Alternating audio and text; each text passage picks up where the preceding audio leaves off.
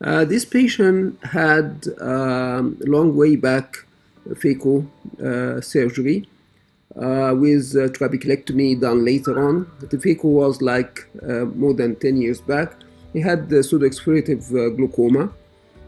He presented lately with a sudden drop of vision in the left eye.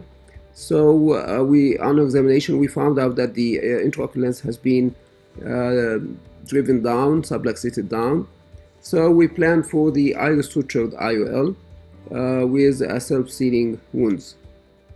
A 3.5 scleral, self-sealing scleral incision was done, and dispersive viscoelastic was injected in the anterior chamber, and the lens was pulled in the anterior chamber under the protection of the dispersive viscoelastic.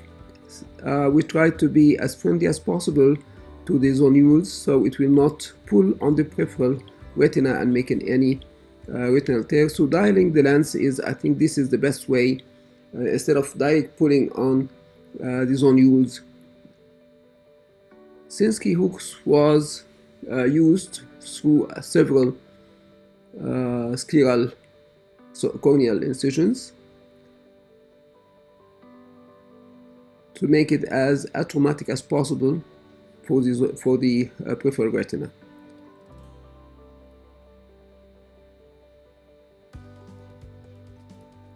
Dispersive viscoelastic was injected frequently inside the anterior chamber to protect the corneal endothelium from the damage.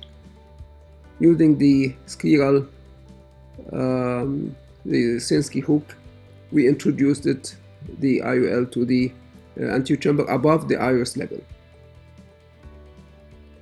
Now, using a hook and a scissor, we divided the lens into two incomplete halves.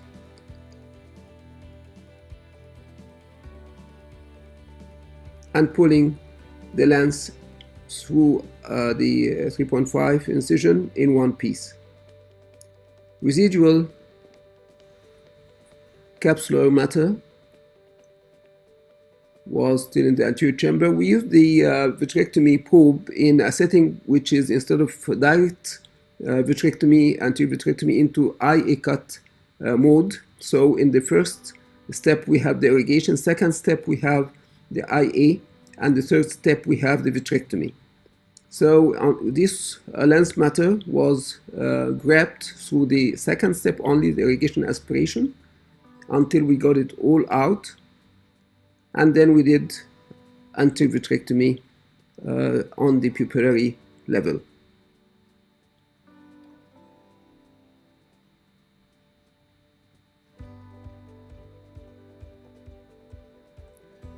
The lens was used, a three-piece, of course, MA60AC Alcon.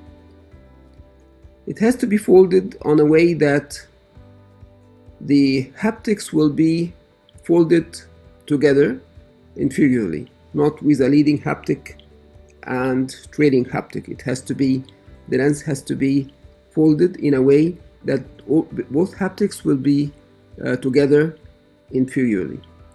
We made a 6 o'clock incision on the cornea and introduced the lens through this 3.5, and with a spatula we just supported the lens from the fold, so it will not fall down before the pupillary capture. This is the most important or dangerous part of this surgery, just to capture the optic of the lens with the pupil. So with this, the aid of the second instrument, this could be managed.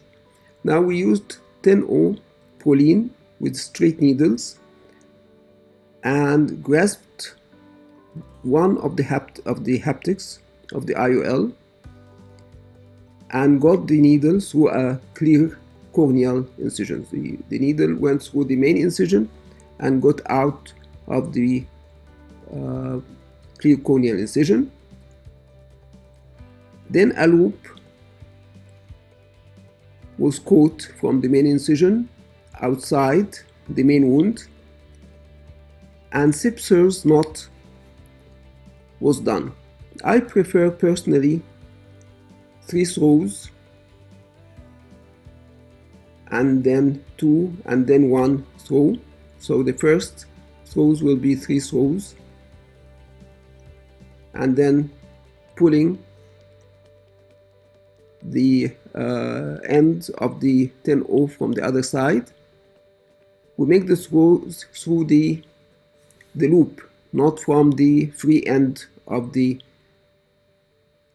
10-0 prolene. So this is the second throw. We did 2 throws now and pull in again. This tightness should be not too much and not too loose, so it will support but not cut through the iris tissues and make it atrophy later on.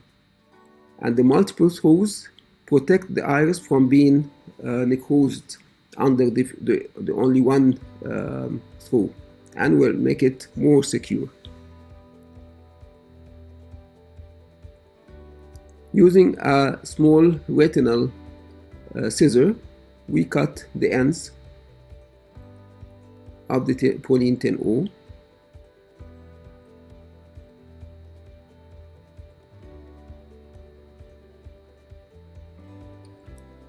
From the same incision, we just have to lift the lens slightly up, so there will be an imprint of the haptic on the iris to make it easy to grasp the haptic with the second needle. So from the second lead has to be directed by the second instrument in the proper direction, and good amount of iris tissue should be grasped with this bite, with this suture bite. The same thing was happen here. We hooked a loop from the distal part, got it out, and from the same loop we make 3 throws. This is a diagram of how it is done. So now here we're grasping the distal end of the suture, and with the same from the same loop we make the throws and then pull it apart, both ends pull it apart, and then repeat this one once more, 2 more, to secure the lens in position. So here we completed the second haptic secure incision with 3, 2, 1 throws.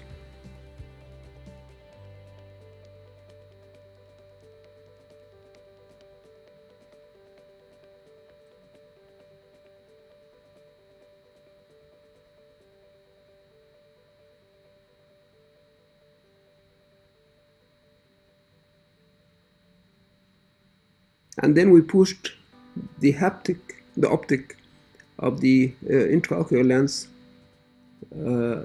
below the iris level. So here this is the last throw of the 10-0 prolene.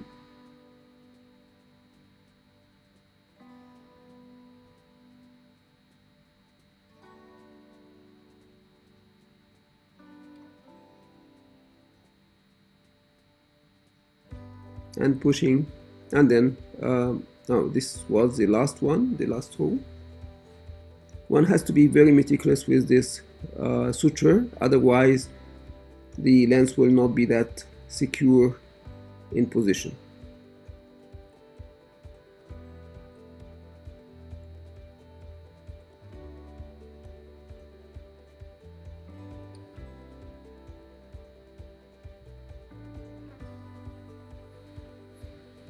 Then we pushed the lens below the iris, the pupillary level, and cut the ends of the suture.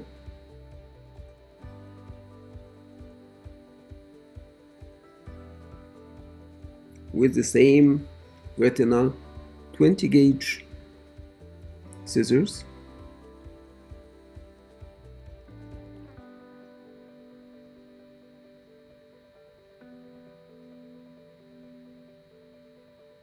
We injected triamcinolone inside the anterior chamber to detect any presence of the vitreous in the anterior chamber, and did vitrectomy.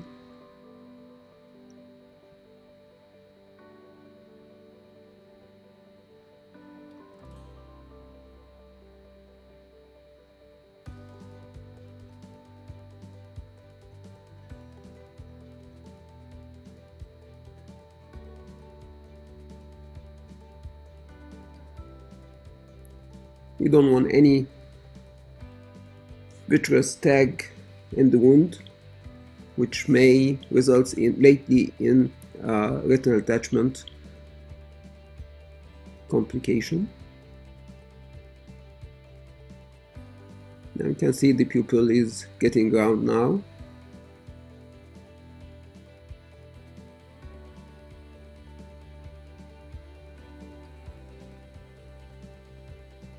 Through a second triamcinolone injection, we just made sure that we don't have any vitreous.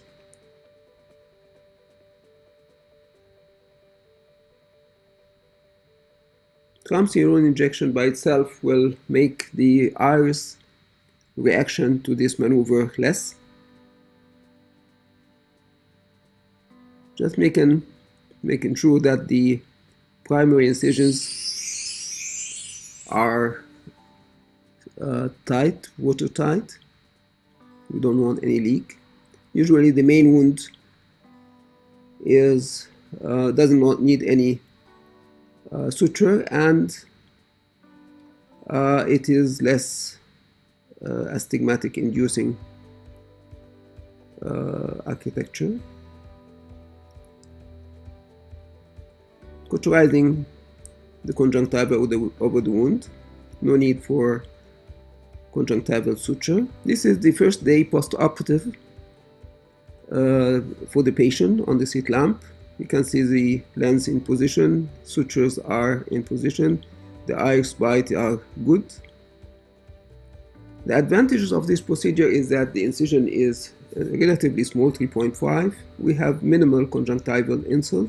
We preserve the anterior chamber depth to protect the endothelium. The minimal astigmatism induction. No sutures are required. It's less challenging than the scleral sutured intraocular lenses. Disadvantages, however, that it requires a proper iris tissue. So if we don't have iris tissue, we cannot do that. Maybe we have a slightly ovalized pupil.